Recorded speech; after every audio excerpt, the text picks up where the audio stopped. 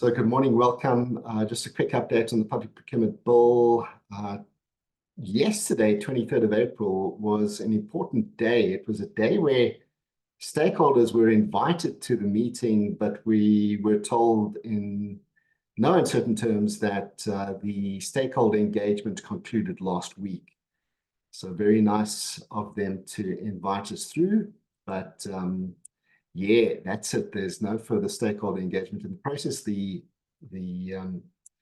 select committee is going to continue with the process. Let me just quickly provide some very quick feedback on where we are on the bill. And I've got a couple of people that have joined us who have been involved in this process from the get start, and we'll welcome their contribution to the discussion as we go forward. So last week was a very interesting week. We did broadcast the meeting on this particular Zoom channel, and that's where Treasury gave feedback on the engagements that they've been having with stakeholders. And just to quickly share, in fact, yeah, I hope this is coming through, that I'm sharing this okay. These are the stakeholders that they did meet with, and some very interesting stakeholders towards the back end, where Business Unity South Africa, Dr. Mokongweni, were to the Construction Sector Charter Council, the Black Business Council, that did not necessarily provide earlier written supplements, but were invited to make some more contributions, and did then engage with National Treasury on a number of matters. So there is a document that Treasury had prepared, a fairly detailed document on what they are proposing is updated, amended to the bill, and I'm not going to go through those details, and I'll tell you why. They are important, and there are some very interesting concessions that Treasury has made, primarily because they are going through them again. So the Select Committee started yesterday to go through the document that Treasury submitted last week, and they are starting to engage on that document. Now, it was quite interesting because they started with the Joint Strategic Resource questions and recommendations, and what the proposals were from Treasury, and engaged quite extensively. I was quite surprised at the level of engagement that they had. I mean, they probably spent a good 20-30 minutes just on the second one, which was the inclusion of I forget now the exact one. I can quickly see if I can, but it was quite an interesting series of talks that they had, and they're basically going through that. So it's going to be quite some time before they actually conclude on the whole thing. Let me just quickly see if I can just share that particular point with you. It was the involvement. Anyone can come in, they're welcome to do that. That there should be changes. Share that with you now. Regarding involvement, I think it was. Now it's gone. It's gone. I can't see it. But they're engaging. They're starting to engage now on every one of those points that's in the report. They're asking Treasury to explain what the stakeholder is trying to get across, and to explain what National Treasury are recommending or proposing, and then they're taking a view on that. So that process has started. They went through the first couple of points that JSR had recommended. I don't think they finished that, and they will continue this afternoon and this evening, and I think they will continue tomorrow as well. This afternoon they're meeting between 5 and 8, and tomorrow I think in the afternoon they're meeting again. So they're going to continue to work through those, and that will happen. So all of the points that have been raised will be discussed by the committee, and very interesting that they're doing that. I found it very interesting that the chairperson is now starting to engage, and he said yesterday that he's read the documents, he's read the submissions, and really interesting to see that he is doing that. They did start yesterday then acknowledging that they have received a letter from the Procurement Reform Working Group, and they will respond to that letter. I'm not going to go into details here. There are a couple of people who are in the Procurement Reform Working Group who have submitted that letter, and the chair said that they will respond to that. I believe they've also received a letter from IRR, and they're going to respond to that one as well. It sounded like at one point they might actually give the same response to both letters, which I think would be unfortunate, but let's see what happens there. But it certainly did, I think, give a bit of color to the discussions, and particularly on the next point around the constitutionality. There were some points that were raised in that. So what happened then was the legal advisor to the committee then went through and gave his perspective on the constitutionality of the Public Procurement Bill. And he raised a whole range of points, and he went through those points. And in summary, and please, anybody can step in here, those that were listening yesterday. In summary, he said, on the whole, the bill is constitutional. He does not believe that there are any issues in the bill which are unconstitutional. And from his perspective, he believes that it will stand any constitutionality test. I did note that he picked on a range of constitutional points, but I don't believe there is a listing of what the constitutional points are that need to be debated on. And one of the points in the Procurement Reform Working Group's letter was that it does not meet constitutional muster. And although they didn't put into their letter the exact points, one of those that he did not address yesterday was the continued focus and reliance on 216 of the Constitution as a basis for many of the proposals that are included in the Public Procurement Bill. The chair then went on to make a couple of recommendations, and I'm going to, at this point, play the video of the chair just going through a couple of the key recommendations, and we'll use that video then as the basis to kick off some of the discussions that we will try and have going forward. So let me just see if I can share this now with you, and I think you'll find this interesting.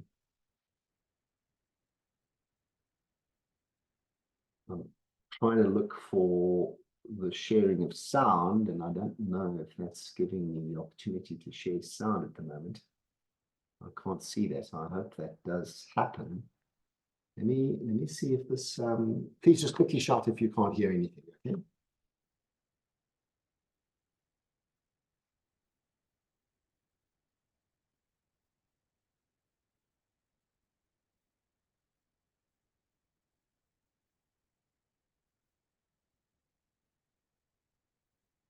Just checking, can you hear that?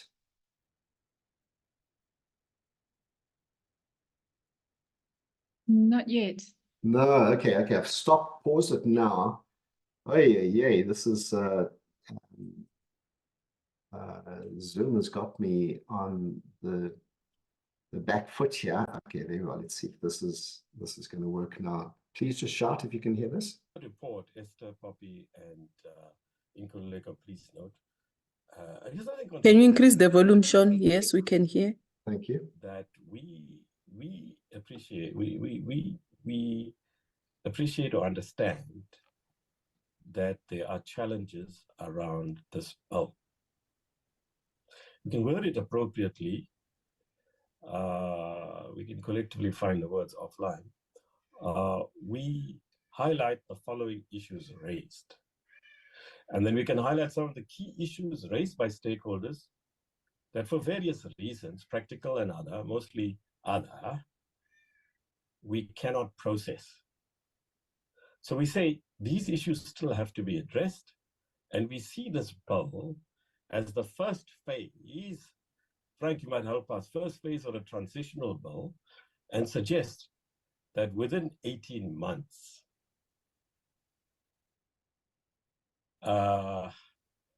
the bill be reviewed, including through consideration by NEDLAC. Now, is that sort of broad thing agreeable to members? Can you comment?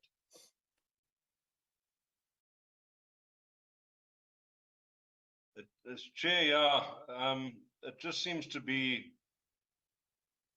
yeah, panel beating the process to put the cart before the horse. But yeah, you know, to include that, and I think that it's important to note what Advocate Jenkins said earlier on about the fact that, you know, clauses don't have to all be implemented simultaneously.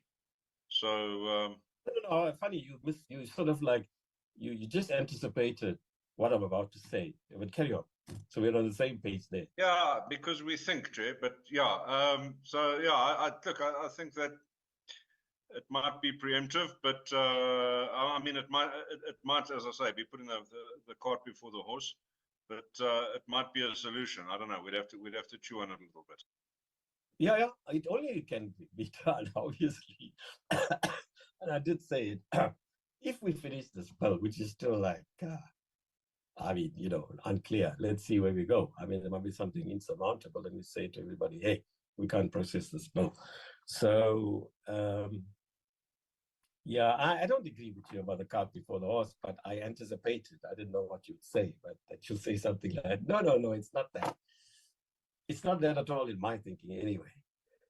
We've done this before, my friend, where we said this bill is still, and it had nothing to do with any elections coming up or any pressure. Because any side, we did it, where we said, we do not believe there's an implementation program, okay? And we think that this bill will be difficult to implement. So we said, phase in, it started with the municipal systems, which you're familiar with. We put all that, Parliament, we completely rewrote that bill as we did the municipal structures bill. We said, no, you bring all those regulations to us, you give us 30 working days, right? And if we haven't come back to you as Parliament, go ahead and do it, right? So, and we said, phase things in, you can't do all of this. But obviously we couldn't prescribe. So the minister had to regulate which parts of the municipal systems bill. And I looked at the bill yesterday properly, reading it line by line. Well, I didn't finish everything, but I can tell you it's there. I saw it. And an advocate from, I think, the MK veterans raised it, and then really pointed out it's there. So that's very good.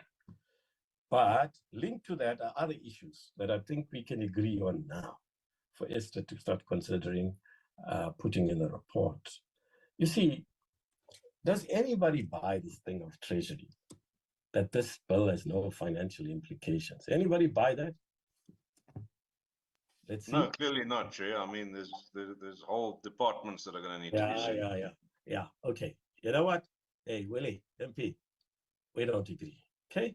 So we're going to say in our report that it is a matter of considerable concern that the bill has not been costed. And then we'll put all the stuff we've written before about how departments operate, Willie. It's been done. You guys never listen, right? Guys in the collective sense, in the triple sense. You know what? No, nobody buys that, Willie. You see, you're right to tell civil society, hey, we can't do a concrete analysis of exactly, nobody can do that, right? Not even in Switzerland and Sweden and all these very progressive parliaments of the past, right? Nobody can do it, okay? Not the US Parliament also, with all their 14 staff members. How my blood boils. 14 staff members when we went there. And that was 12, 15 years ago. Each congressperson has got 14 staff members, apart from a budget to extract external technical opinions. So we're agreeing that we don't buy it, Willie. We want you to change that memorandum, although that's a meaningless thing, as a memorandum is not legally binding, but don't come like that, Willie. Yeah, you keep saying things that are not credible, really. Okay, you say things like, like a clever official. We've heard this so many times before. No, it won't cost much more, you see, because, they already got these structures and people and so on. You made some concessions that regard, we look at it concretely, but we don't buy that, okay? So we're going to be tough on that one. We also, I think, are saying, from what I can put together, that we think you have serious capacity issues, both at Treasury level and at the level of provincial and local government. So, are we going to put in a paragraph already, start structuring our ideas so that it provides a framework within which we see whether we can finish this bill, that we are concerned about Treasury's capacity and indeed the capacity of provinces and municipalities to implement this bill. And that we think within 6 weeks, 8 weeks maybe, to give of the convening of Parliament's committees, constituting of Parliament's committees, I think, Frank, a report has to be given on progress on the bill, on the act as it might be then, and on its implementation program. Anyone have a problem with that general proposal? No. Now, colleagues, we'll go through it concretely. Very interesting. Very interesting, folk. I don't know if you found that interesting. I certainly did.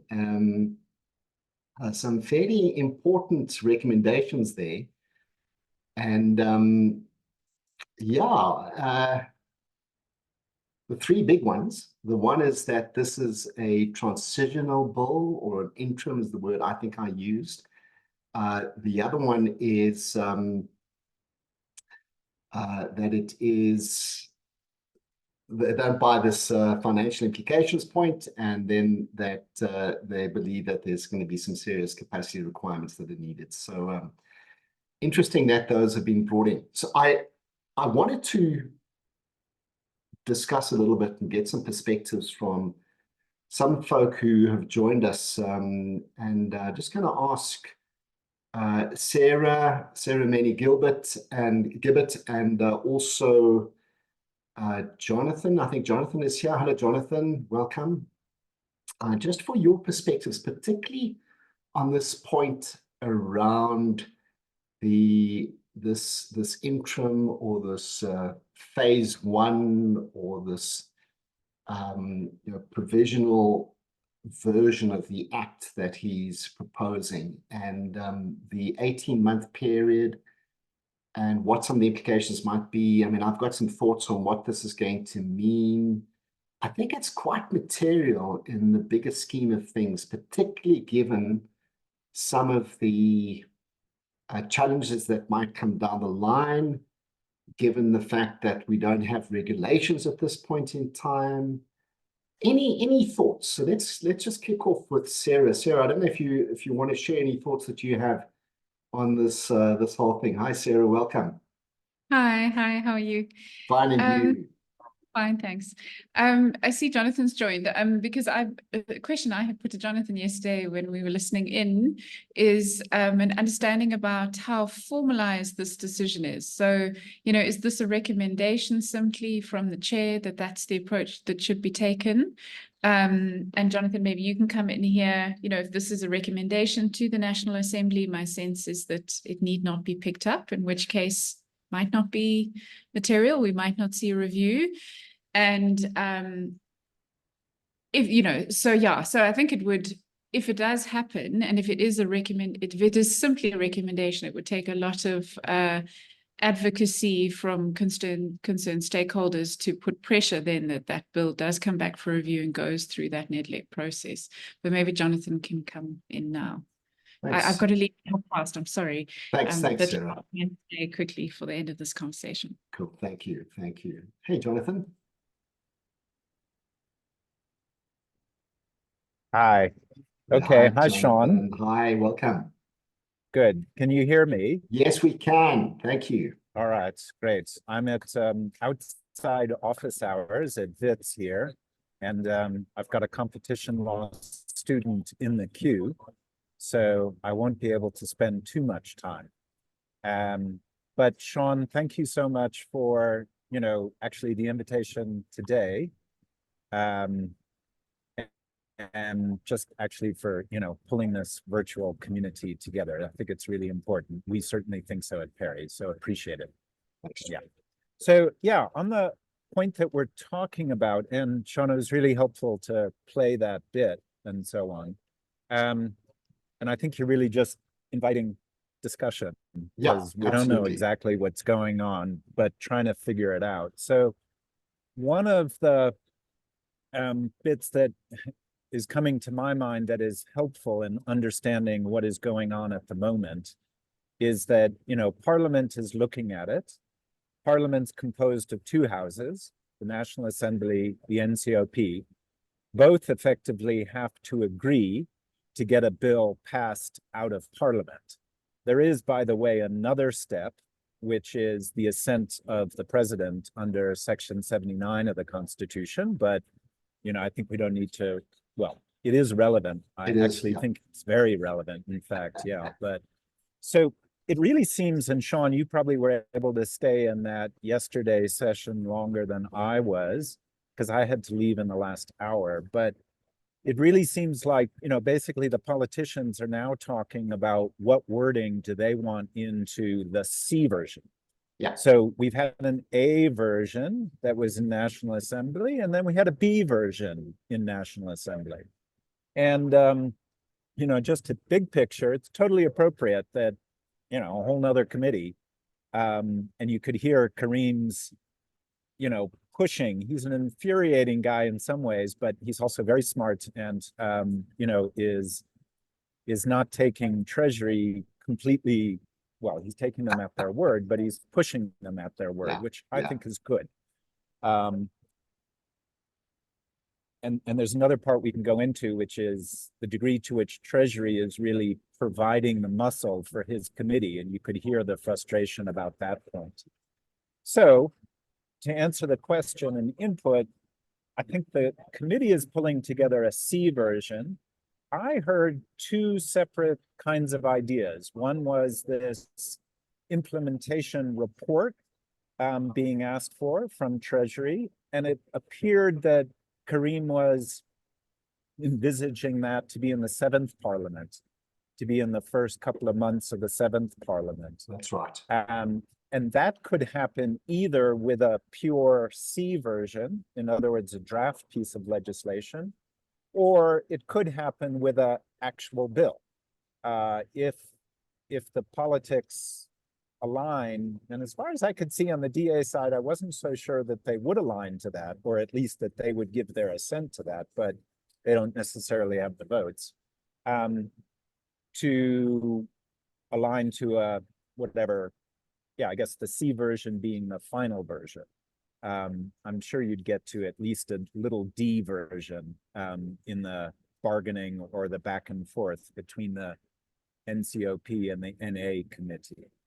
And that's where that broader transitional and 18-month idea comes in. Sarah and I were talking about my understanding. Sorry, Sean, I'll just say one more thing quickly. Is that my understanding is what Kareem is talking about is not yet, at least, a clause inserted in the bill that says something like it has to come back in 12 or 18 months, but rather in the report. That's what I'd heard earlier. In the report, in other words, in the report of the NCOP committee. So that would carry a certain amount of political weight, but it's only political weight, not legal weight. Yeah, absolutely. I think let me stop there. Thanks, Jonathan. So if we were to play this forward then, let's assume that the recommendation goes through in the report. It doesn't necessarily have any legal weight, but it's a recommendation that would go through there to the 7th Parliament. let's assume that the president does enact the bill before the 29th of May. What Okay, it then means, okay, go ahead, please respond. I think that's a big assumption, but let's assume that. Go ahead, Okay, Sean. okay, and it then gives us a version of the Public Procurement Act. It gives Treasury the go-ahead to start putting the regulations together in a consultative manner, in which they have to consult and draft and take it to stakeholders and take it to Parliament again for approval, which will take possibly 12 to 18 months. Interested to hear your view on how long that might take, but it's not going to be quick. So it gives some certainty in that respect. What do you think it does from a legal challenge perspective? Are those that are thinking about challenging the bill, are they able to then still challenge it, even if it is positioned as interim, or are they going to find it difficult? Is this possibly a smart way of pushing out challenges going forward? Any thoughts? Sean, I know you've got a hand there from one of your participants, Ingrid, but maybe I'll just respond quickly on that. So the 2 points would be, one, that, regardless of whether it gets the Section 79 presidential assent, Right. which is basically a constitutional veto or not. But even the term of even the use of the word veto is a little misleading, because it's really a constitutional kind of confirmation. And I think we've seen with some other complex legislation like NHI bill, that, and of course, before all of that, the Secrecy Act, that the Section 79 presidential legislative confirmation or veto step is an important one. But still, taking that out, even if we've only got the C bill, it's still going to do what you just said, Sean, which is provide a certain amount of certainty and a certain amount of, or maybe let's call it a D version. Let's say it's a version that's agreed to by the two houses of Parliament. It's still going to do what you just said. It's going to give a certain amount of legitimacy and a certain amount of license for Treasury to kind of go ahead, which frankly they already have. So it'll only really add to that. Then your question is about, what does it do in terms of, legal challenges? So the two parts to that answer are, one, well, if we don't have the Section 79 process concluded, then that's where that focus is. And I think that's where, big players like the social partners of NEDLAC, business and labor, I think will, that's what they focus on. As far as I can tell, I haven't made a detailed study, but that's what happened with the NHI bill, or is happening with the NHI bill. So that's one point. The other point is, there's been a lot of talk in civil society, I think it's fair to say, about, whether there's been adequate public participation or not. And clearly, clearly a transitional part to the bill would look better than not in terms of the response to that. Yeah. So maybe I'll leave it there for the minute. Good one. Thanks, Jonathan. Sean. Thank you. Interesting points. Ingrid. Sorry, just some clarity, please, Sean. It was my understanding that the A version was approved at National Assembly, but it's my belief that the B version was never approved at National Assembly. And in one of the engagements with the DA, when they queried whether all the wholesale changes to Chapter 4 were actually seen by the National Assembly, the comment was that we have made changes based on our engagement with the stakeholders, and that's formed part of the B version Gazette.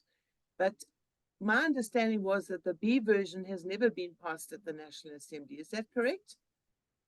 My understanding is it was. And they did clarify that. So there was last week a discussion on that point where I think somebody came back and confirmed that it was. So there was the A version was the version that went into National Assembly.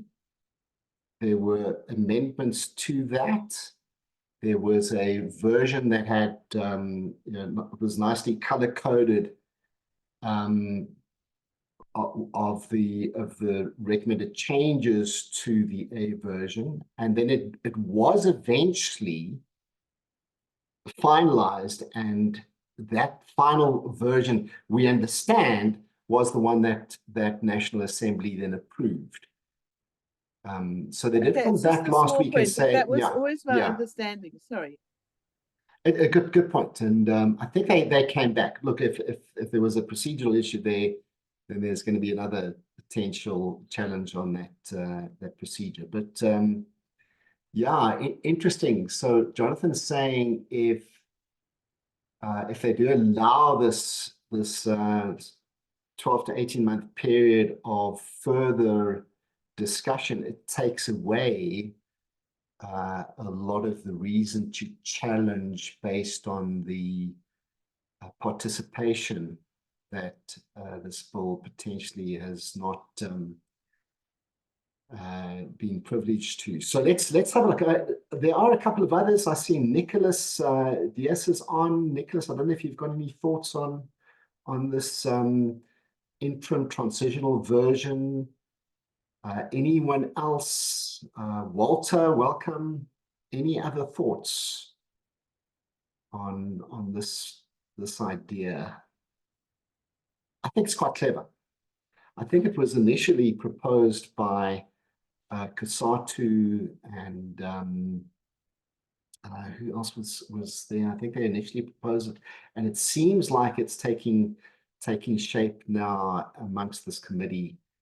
And I think it might be a good way of taking away a lot of the pressure and the angst that exists on this particular version of the bill. Hey, Advocate in Saluba, welcome.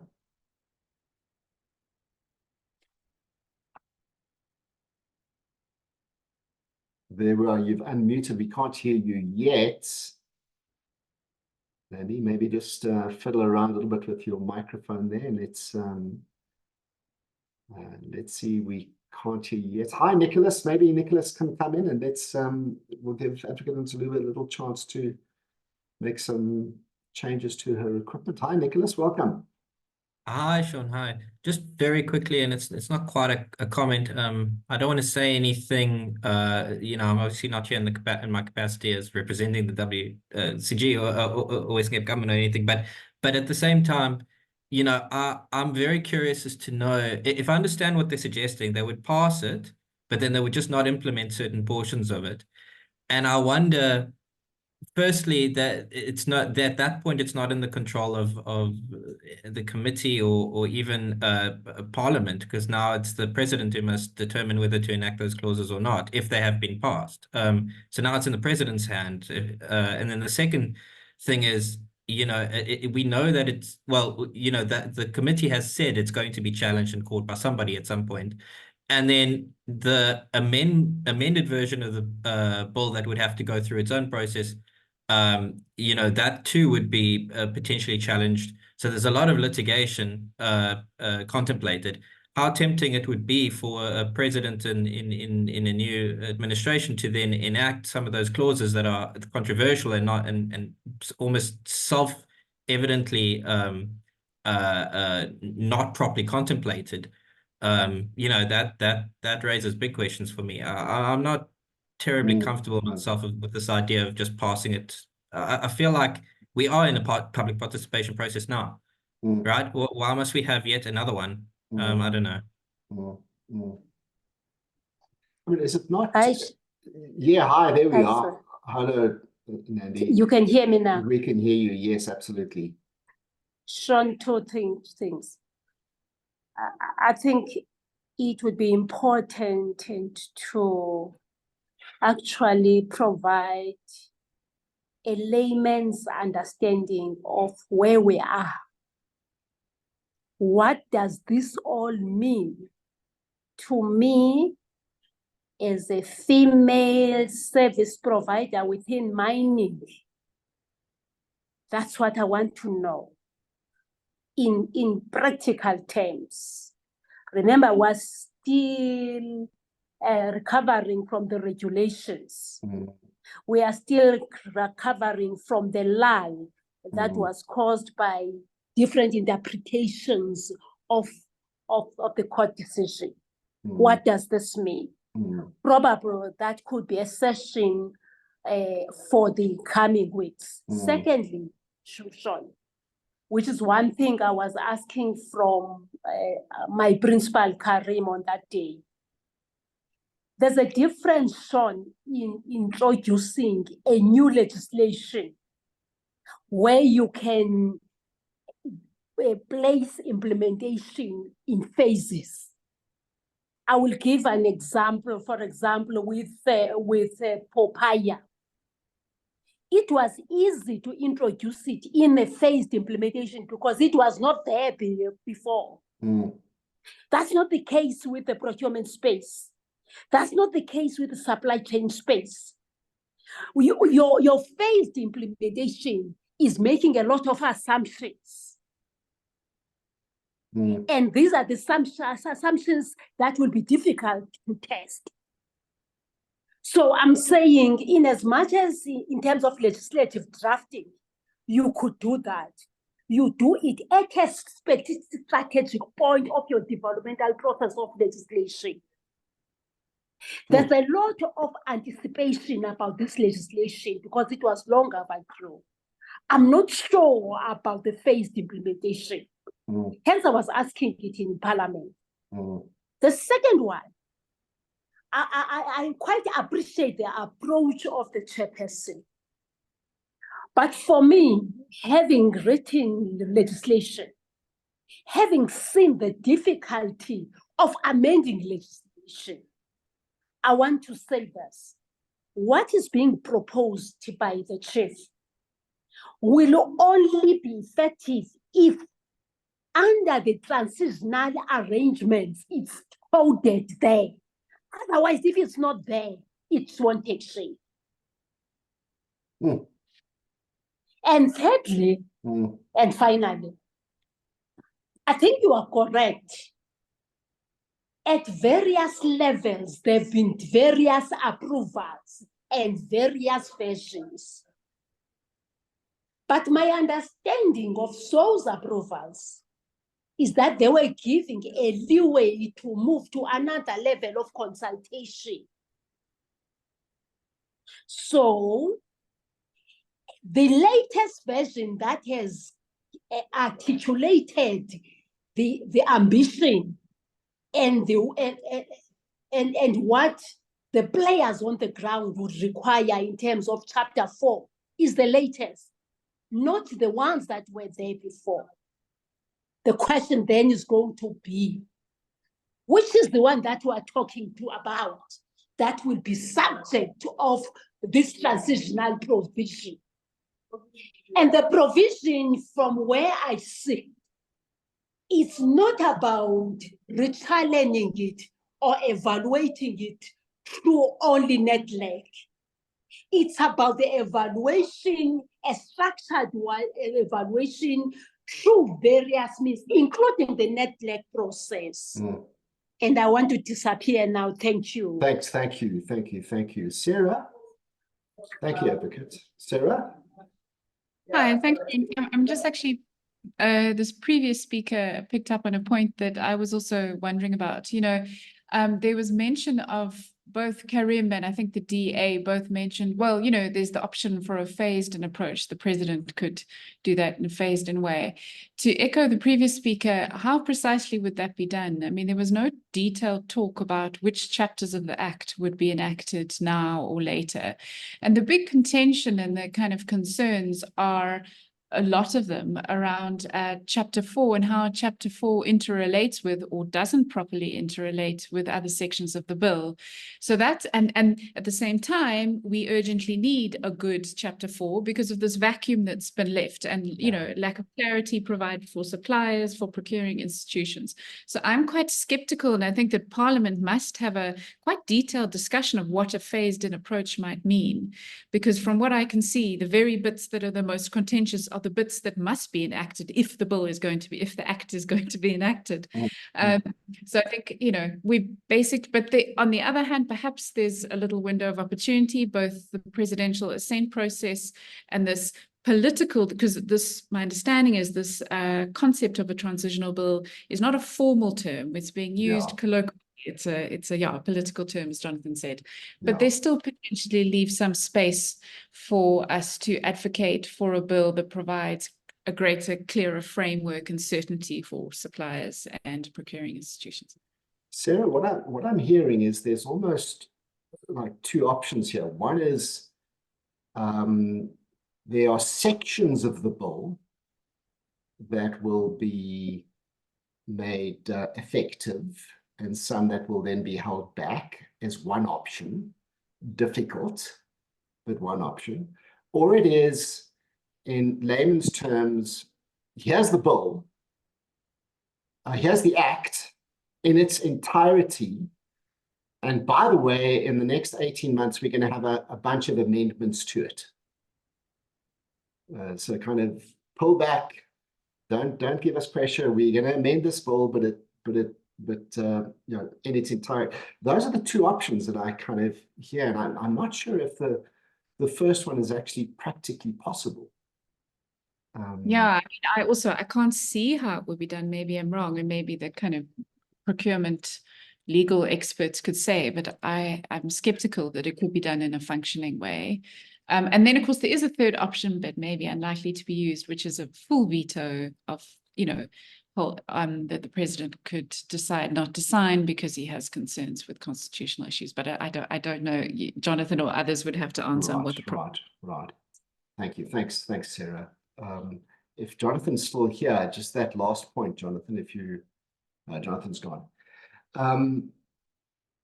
So very interesting. I think the question that Advocate Nsaluba raised is, what does this mean in practical terms?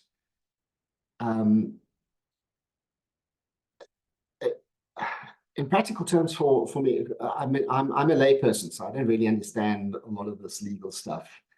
Practically, what it means for me is that there is a lot of work that is going to be happening on this bill from June onwards, and it's going to be many months before policies in an institution have to change, processes have to change, because one, there is possibly this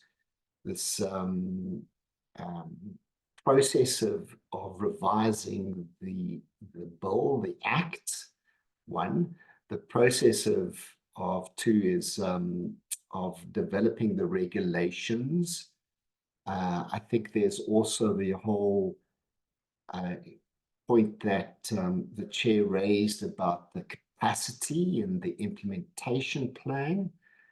I've been really interested to watch all the work that has been going on in the UK around them rolling out and implementing their new Procurement Act, which they're going to make effective October this year, which I think is also about 18 months. So I don't know if there's a lot that a institution will have to do in the short term.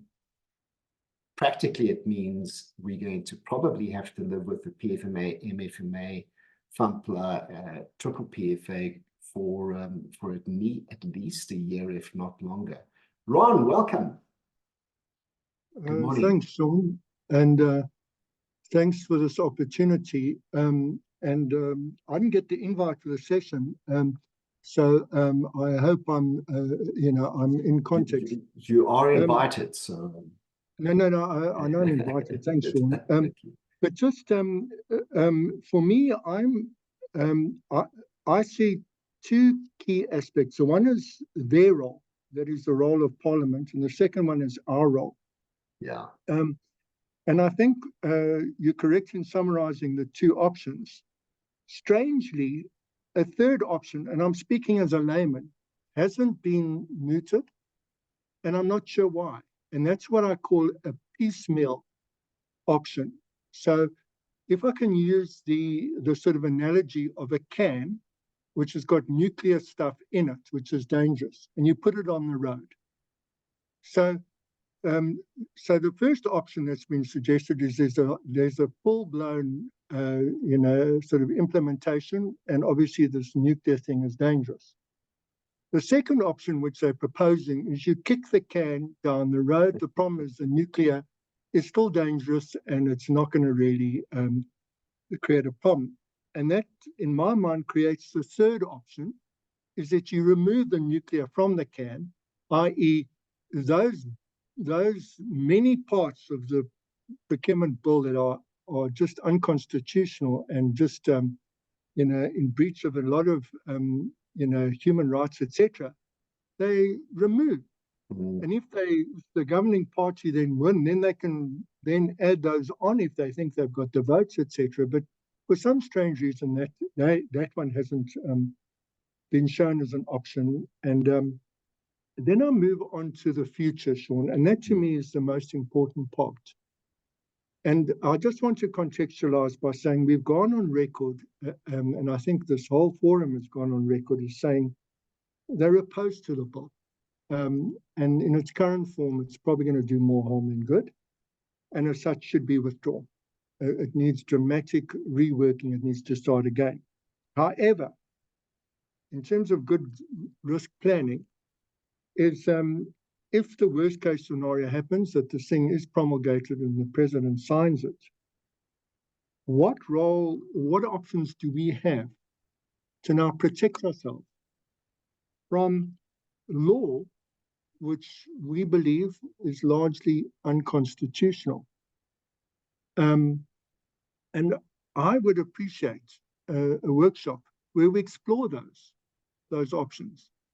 An organ of state is limited to taking on the state. But we are hearing of groups that are outside organs of state who want to conduct legal challenges, but they have their agendas and we have ours. But what would be useful for me within an organ of state, and a very credible and reputable organ of state, is how do we escalate this?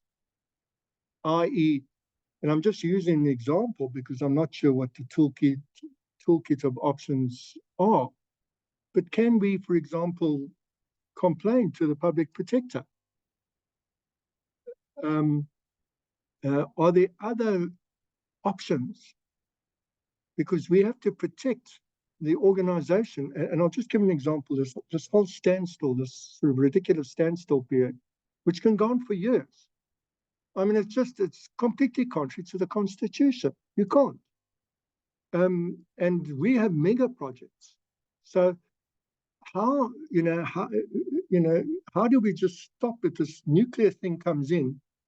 How do we at least get somebody to at least say, listen, this must be put on hold or must be withdrawn without going through the court system? So I'm looking at extrajudicial or regulatory bodies set up, and would appreciate any suggestions, and maybe just a full-blown session just dedicated to what options exist in a worst-case scenario. Thanks, Sean. Thanks, Ron. Thank you.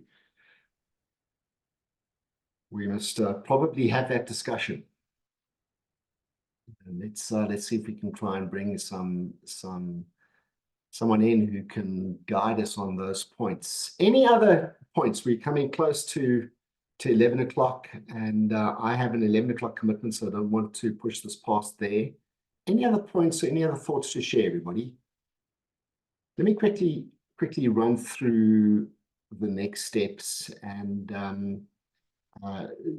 Jonathan raised this in his point. So basically, the NCOP, this is that second house, if you like, in our parliament, is going through right now with a detailed review of the bill, and we're anticipating that they are going to make amendments to the bill. That's the version C that you've heard mentioned. There will be amendments to the bill. What that means is that it then has to go back to the National Assembly. And National Assembly needs to refer that then back to the Finance Committee at National Assembly for their consideration of those changes. They'll have some discussion then around that.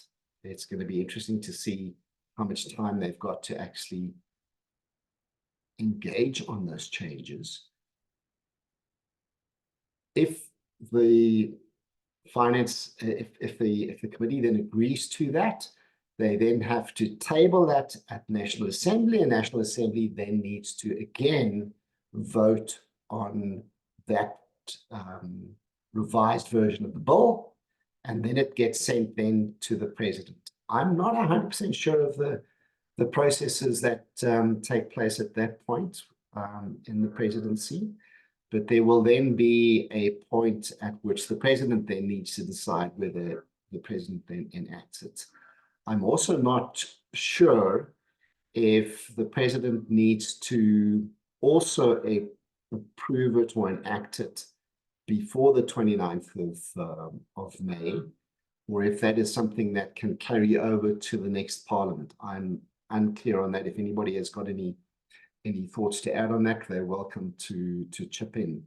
But that will be the next steps that will take place after this. So if you want to watch, please have a look at the YouTube channel, Parliament's YouTube channel. I believe it will be broadcast this evening, this afternoon from 5 to 8. They're going to be working hard. They're going to be working through all those changes. They've already taken a couple of policy decisions. We've not discussed those here. They're going to be taking some policy decisions, and then they'll start to suggest changes to the bill. Those changes then have to be drafted. What Parliament said they would do is that they would make that updated version of the bill available to stakeholders. And I think the only chance that we're going to be able to, the only chance we'll have at that point is just to say whether there is anything that has been added which shouldn't be there, which has not been consulted or discussed, or if there's any gross misinterpretation of what was said, and then it would go back then to the National Assembly. I think that's the process that will take place from there. Hi, Craig, welcome. Morning, Sean. Just a quick Morning. one. Do we have any idea where the DA stands on the bill currently? The DA did not support the bill in the first version, in the first vote in the National Assembly. So they didn't support it.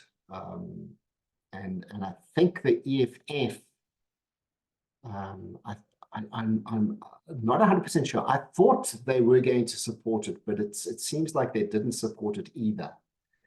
And I don't know if I read correctly or listened correctly. I maybe have to go back to the actual video recording of that, but EFF is a little bit of an unknown at this point, but the DA did not support it. What also needs to happen, which I didn't discuss in the NCOP, is there's a provincial vote that needs to take place. So the provinces have on their own been engaged on the B version of the bill, and there's going to be a process of voting on that B version from the provinces at some point in the next week and a half. And we can take a view on which provinces will support it and which provinces will not support it.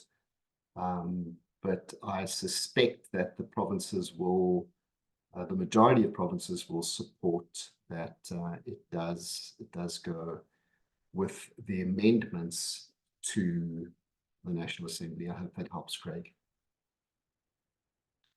All right, thanks everybody. It's an interesting space that we're in. I think that although the chair yesterday is still saying it may not go through, you heard him say it may not go through. There was actually something he said earlier than the clip that I played for you. He said that if anybody thinks that the ruling party will get more votes because this bill is going to be passed by this parliament, he said they don't understand. It's not going to have any impact on votes, which was, I think, an interesting one. Yeah, very interesting. Then why are we rushing it? And why are we thinking of all these interesting mechanisms of temporary and phase one versions of the bill? So very interesting. We're certainly going to be, from my perspective, going to be monitoring in the next while. Next Wednesday, we will not have a meeting. I still am not 100% sure what we'll do on the 8th of May. I am going to be traveling at the time. So if anything, the 15th of May is when we will probably have the next more detailed discussion on the bill, and by then we should have a very, very clear view on where it's going. Last comment, Ingrid. Hi, Sean. Just for clarity, I got an email from Umkhuleleku saying tomorrow and Friday's meetings have been cancelled. And I asked him to share the link with me, and he sent me a link for tomorrow at 10 o'clock, but nothing for 5 o'clock tonight. Do you have a link for the 5 o'clock session? No. Or does it mean there isn't one? So when they cancelled it, what they cancelled was the stakeholders' involvement in that meeting. Okay. Treasury will still go ahead, is my understanding. And I think they will still go ahead. They've got quite a bit to do. And you'll be able to monitor that if you don't have that. If you don't physically have the link, you'll be able to monitor that on their Parliament's YouTube channel. Perfect. Thank you so much. Thanks, everybody. Thanks to everybody who contributed. Welcome to a whole bunch of people that have joined us for the first time, and have a good Workers' Day next week, and a very interesting period of time that we're in public procurement. All the best, everybody. Thank you. Thanks, Sean. Thank you.